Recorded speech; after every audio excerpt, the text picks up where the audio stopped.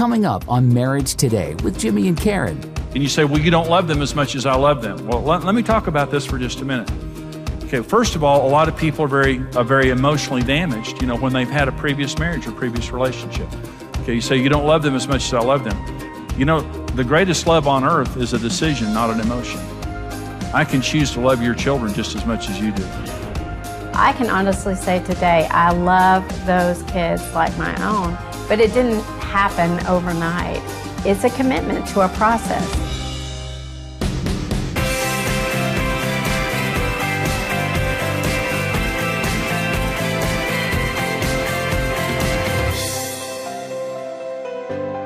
A blended family, when you define blended families, it's a marriage where one or both spouses bring children with them from a previous marriage or relationship.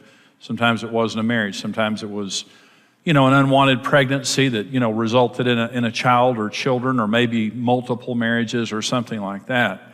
But there's a different dynamic to it. 50% of all families are blended families. But there's also higher divorce in blended families, which isn't necessary. It's really necessary because there are dynamics present day one in blended families that are not present in other families. And there's enough risk of divorce in a regular marriage, but when you have a blended family marriage, we need to understand the special issues related to that. I want to talk about non-biological parenting. And this is a very special challenge for blended families. And here are the challenges. Number one, the protective instincts of a biological parent keeping their child away from the step-parent. Now, this is one of the leading causes of divorces in blended families. The law of possession, there are 4 laws of marriage in Genesis 2:24 and 25. For this cause, a man will leave his father and mother. That's the law of priority. Second law here, it says, and will cleave unto his wife. That's the law of pursuit. You energetically pursue your spouse. That's what cleaving means. And they two shall become one. Not 1.3 or 1.8, but one. And the only way that two things can become one is if you both surrender everything to the relationship. In Luke 14, Jesus said, you can't be my disciple unless you give up everything you have. Because anything we won't give up is an idol, and it threatens the relationship. Okay, it's telling Jesus this is more important to you. So when you come into marriage with children from a previous marriage, the non-biological parent has to share ownership in that child. They can't be on the outside. And I understand they're not the biological parent and they shouldn't try to replace the biological parent. But they have to be an equal. But there's just this natural thing that says this is another thing here. It's not trusting each other with decisions related to children or stepchildren because of favoritism, or you don't love them because you don't love them like I love them. Okay, well, let's talk about that for just a minute. Again, marriage is trust. And if you don't trust a person with your children, never marry them. You're making a huge mistake. But when you marry somebody, they become co-owners of those children. They have to have ownership of those children. And you say, but you become protective. And you say, well, you don't love them as much as I love them. Well, let me talk about this for just a minute. Okay, first of all, a lot of people are very emotionally damaged, when they've had a previous marriage or previous relationship. Okay, you say, you don't love them as much as I love them. The greatest love on earth is a decision, not an emotion. Jesus said, love your neighbor as you love yourself. That word is the word agape, and that means a love by choice. I can choose to love your children just as much as you do. And what God's love is doing what Jesus would do regardless of emotion or circumstances. Let me say another thing. You know something? Your emotions actually may be working against you because of what you've been through. And the objectivity of the non-biological parent may be the best gift that God's ever given you. And when you take your children away from your spouse, when they should have ownership, and what that means is you're making every decision together. And even though they're a non-biological parent, and they may not have the natural love that you have, I agree with that. They can love your children by choice. That's the greatest level of love. And they can speak objectivity into your life. Now, I've seen a lot of divorces in blended families over this issue right here, where one spouse says something like this, well, you may not be my spouse the rest of my life, but my children are going to be my children the rest of my life. And if it comes down to a choice, I choose my children. Okay. Well, I'll talk about that more in just a minute. It's a mistake. You have to share ownership of the children. Now, it may be wisdom for the biological parent to enforce discipline. That might be wisdom, especially in the beginning of the relationship while the non-biological parent is gaining authority. Well, that might be but the non-biological parent has to have full rights to that child. See, in one situation that there was a divorce, the children didn't want the new husband. They were loyal to their biological dad, and they didn't want the mother to get married again. And they tormented this guy, and he was powerless because the wife wouldn't let him have any authority over the children. And he was a good man. He wouldn't have abused those children. But he was just saying, I can't correct them. I can't defend myself. And she said, you better not. And he said, listen, these kids are disrespecting me, and they're making my life miserable. And she said, if you're asking me to choose between you and my children, I choose my children. And they divorced. He said, I can't live this way. I'm vulnerable. And what I said to her is, one, the law of possession. If you didn't trust him with your children, you should have married him in the first place. But marriage is trust. So parent those children together, and those children need to see you operating as a team. They need that. Another issue of non-biological parenting is the natural sexual barriers are missing. And that doesn't mean there needs to be an atmosphere of mistrust. You just need to understand, though, there is a natural sexual barrier biologically that when you have a step-parent in the family, there needs to be a higher level of modesty and accountability. It's not an atmosphere of mistrust, it's just wisdom that just says we need to wear robes more often. We need to wear clothing that's a little bit more appropriate and modest than we might, and there just needs to be a higher level of wisdom and accountability because that natural barrier is missing. Child support. Let me talk about the law of possession for just a minute. This is one of my relatives divorced. She married into a blended family situation, and when she married into it, he was paying child support to his children, his ex-wife, the way he should have. He was a good man. This is a really good man. And every time they wrote that check, my cousin got madder every month. She just couldn't handle the fact that this money was going to his ex-wife, and she picked up an offense toward his ex-wife, and it just tormented her until ultimately they divorced. Listen, the law of possession says your debts are my debts.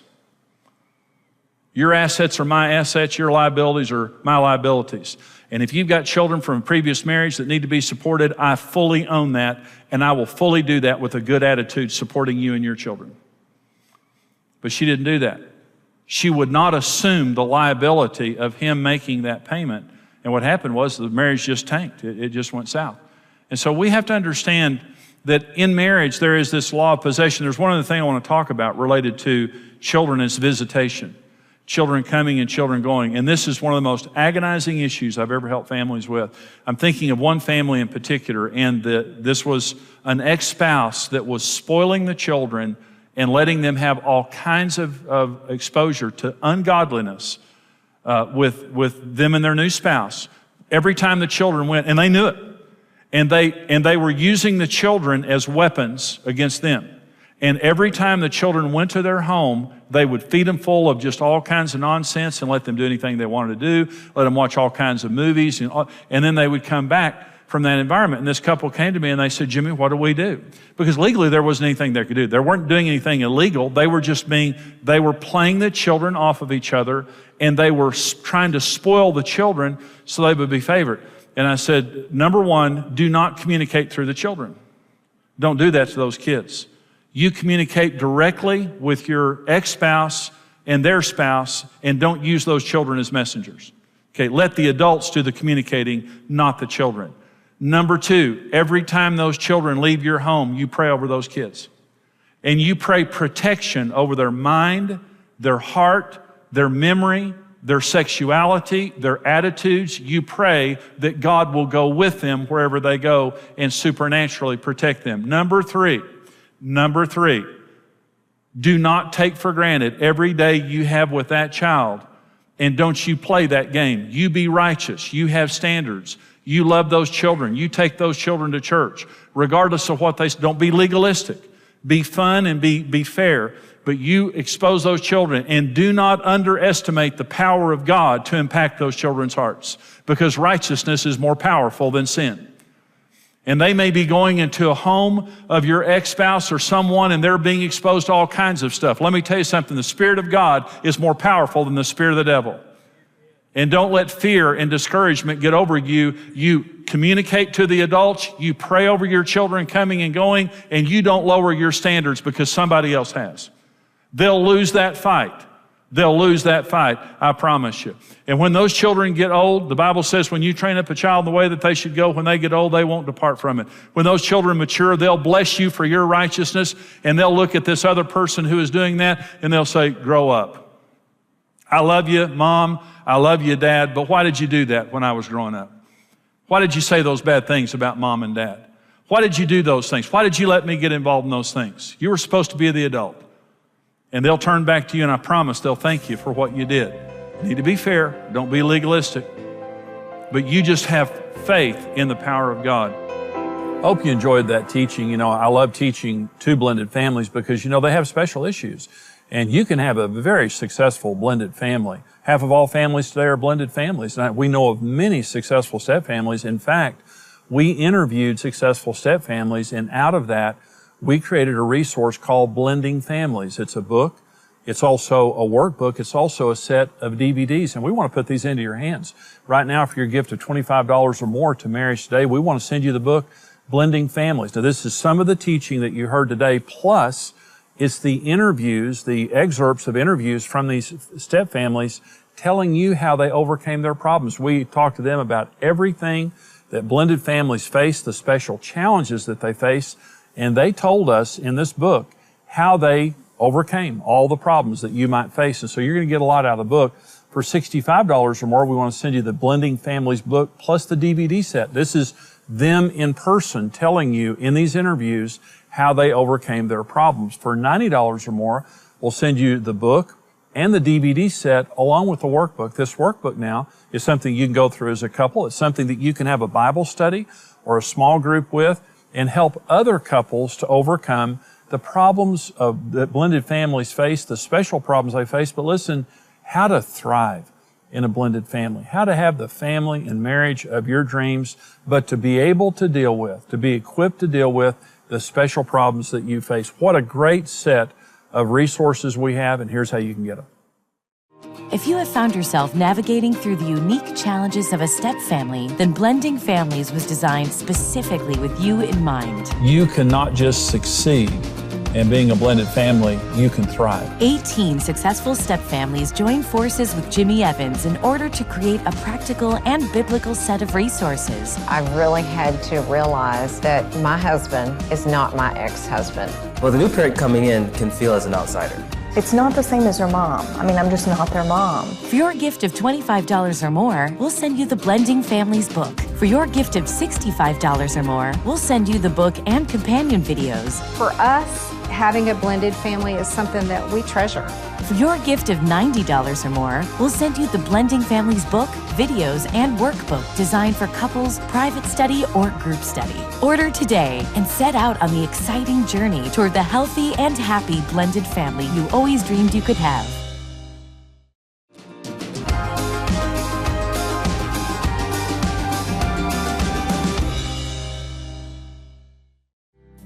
Honestly, you know, how can you say you love that stepchild the same as your biological child when there's been so much more history?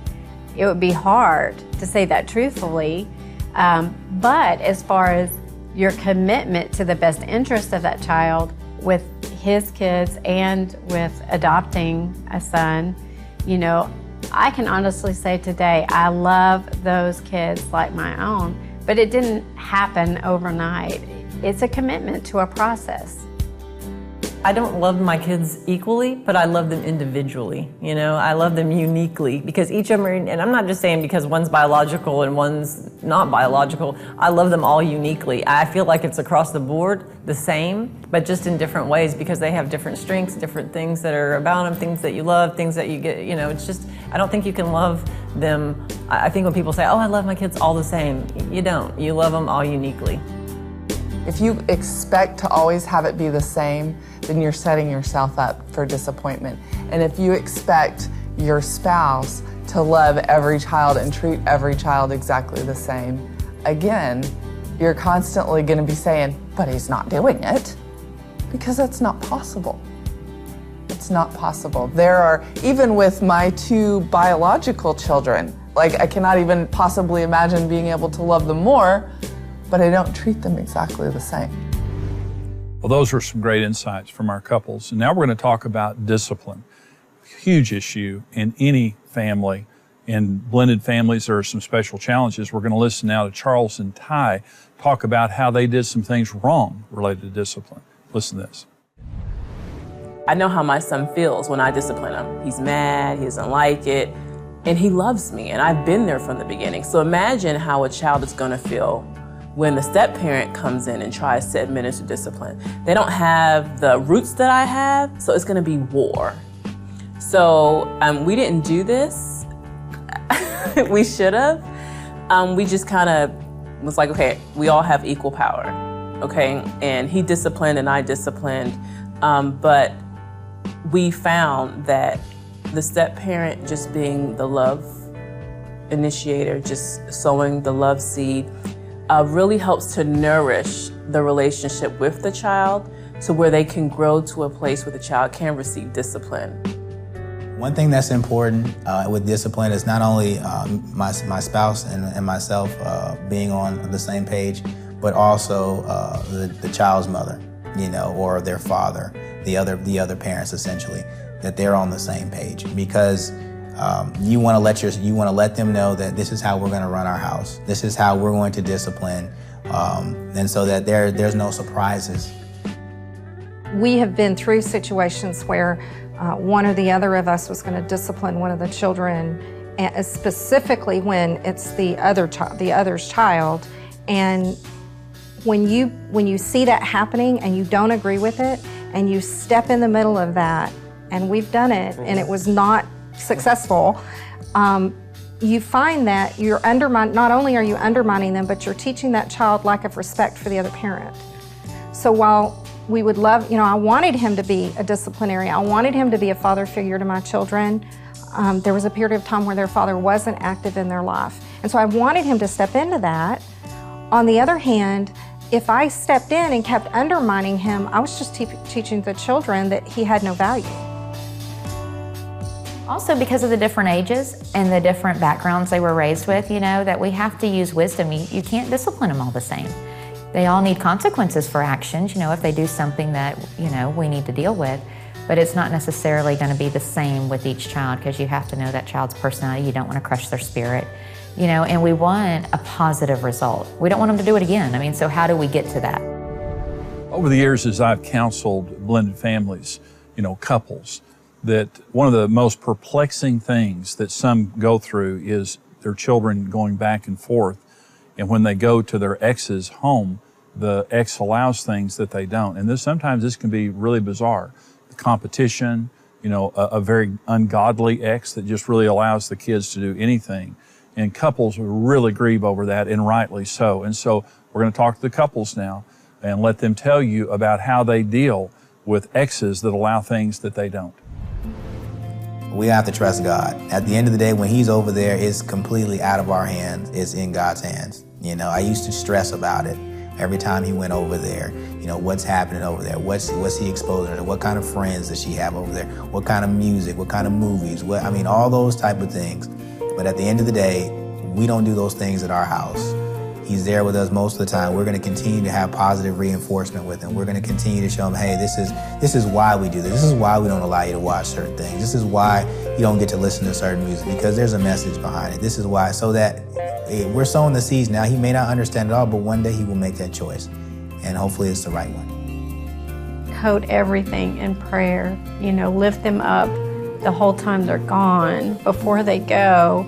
Anything that you're concerned about, just encouraging them in loving ways without condemning the other parent. Address whatever the issue is that you need, that your concern is. What can you do? What's an out? How can you, if this happens, where can you go? What do you do? Do you know how to call 911? Do you know how to call a friend or, another adult that you trust, and those kinds of things? I can give you instances where, A plus X brought them to like a party in Mexico, and they're 14 years old. They're drinking. I mean, look, this is real. Or inappropriate movies or whatever. That's where the control factor comes in, and it's unfortunate. You obviously address that very strongly, as well as you can, to try to affect the other spouse. That's something that you have to do. But as far as the children, you just say, there's a reason why we don't do this. And you look at it as an opportunity to talk to them about why we don't do this.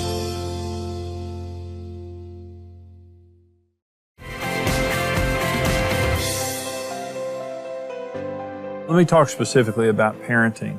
Over the years, I've helped a lot of blended family couples and deal with the issues of parenting. And obviously, there are special issues there.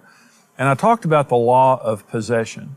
And not just your assets, but your liabilities belong to me when we get married. God said in Genesis 2, they two shall become one. Marriage only works if you share everything. I mean everything. And anything that you will not share with your spouse will destroy your marriage relationship. It will.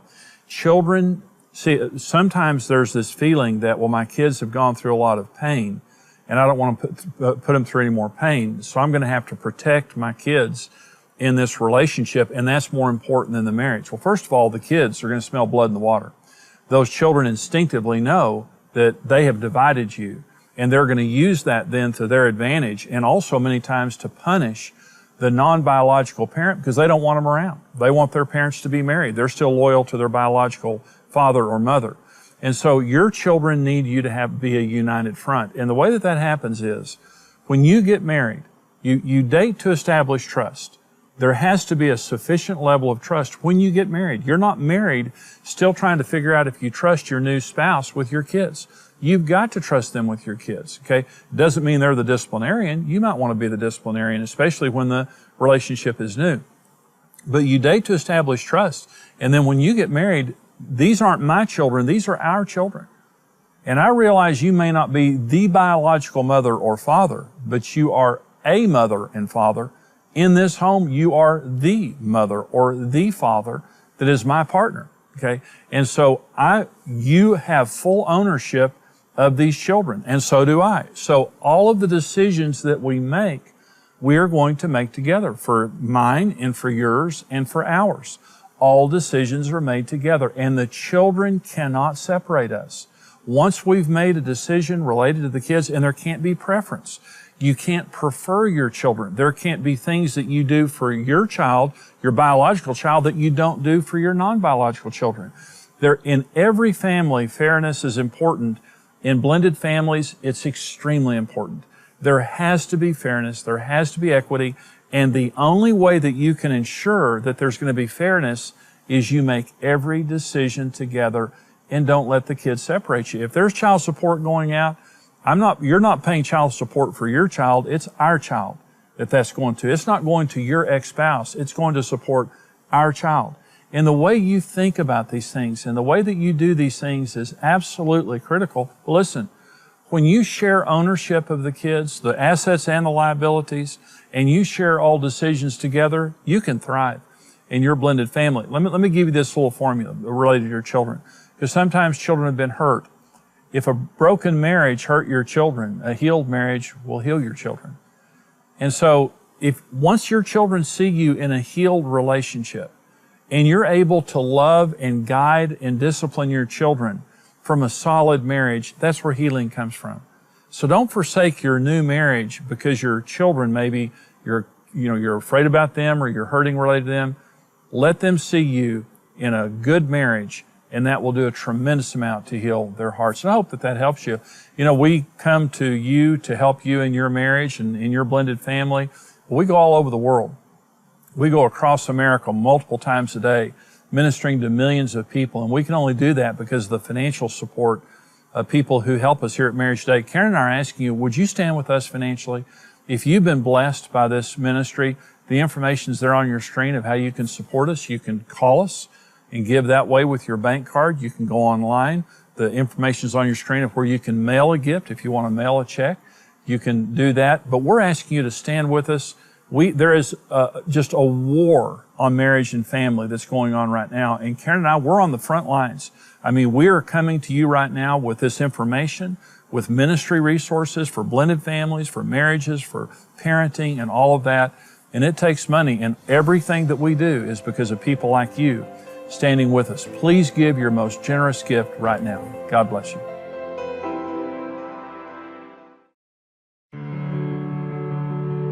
Right now, less than half of adult Americans are married. Love in our society has become a very fickle thing, and something that a lot of people say that you can't understand. Nobody knows, about love, and once you've fallen out of love, you can't get it back. As a couple, but also as a church and society, we need to work on marriage. We need to make it a priority in our lives. This is what we love to do in Marriage Today. We love to tell people God's plan for marriage. I just want to give you the good news. When God creates anything, He creates it for success. We believe that God raised us up as a ministry to make a difference. And as we grow as a ministry, we touch more and more lives. As those lives are touched, communities are changed virally. If you're out of love, you can fall back in love. If you've done each other damage, you can repair that damage. We're raising a biblical standard for marriage and helping people to succeed, and we need your help because this is what we've been called to do, but it's very expensive. Everything that you give equips us to go and reach more families, more couples, and to keep children together with their parents. If you believe in what we're doing, would you stand with us financially? Your generous financial gift right now is such a blessing, and really we can only do what we do because of financial partners who stand with us, people just like you. Thank you for watching Marriage Today with Jimmy and Karen. Subscribe to Marriage Today's YouTube channel for more marriage-building videos and updates.